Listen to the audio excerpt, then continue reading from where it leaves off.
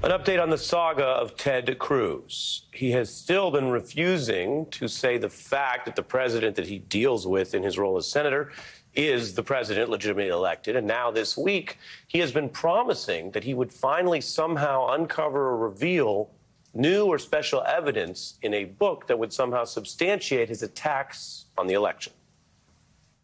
This book is the first inside account of what happened on January 6th. And so I take the reader through the events of the 2020 election leading up to January 6th. I take them through the evidence of election fraud and voter fraud in November 2020, which the Democrats and the corporate media insist doesn't exist. Now, I'm just going to tell you this, for those of you who wrote in about how we had Matt Schlapp on the show or the other reporting we've done, if Ted Cruz had new receipts and facts about voter fraud, that would be a big story. It would be interesting. We would cover it. And he's welcome to come on the beat and discuss it. I've interviewed him one time. But here's the facts. He doesn't have it. It's all just more lies. The Washington Post, independently, nonpartisan account about all this.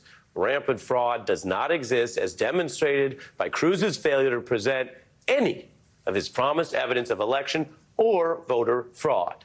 That's just a factual account of how he came up empty.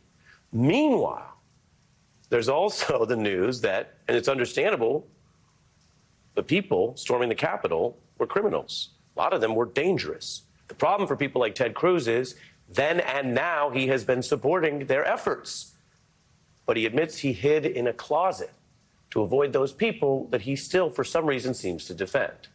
Now, on his book tour, he's also being pressed on this seeming pattern where he will just go complete extremes to support the very people who want to hurt him publicly, politically, or, yes, physically.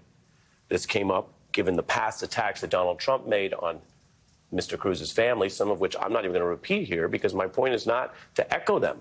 But here on The View is how he was confronted and replied.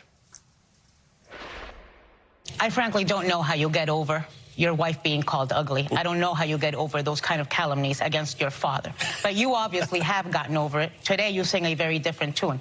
So tell us, were you lying then or are you lying now? In 2016, we had a primary where Donald Trump and I beat the living crap out of each other. I'll tell you, Heidi laughed when he said that. My father laughed, by the way. Now, look, we just don't know what kind of sense of humor Ted Cruz's family has. We do know that he has taken so many difficult, strained positions on Trump that, well, most yogis would be in awe.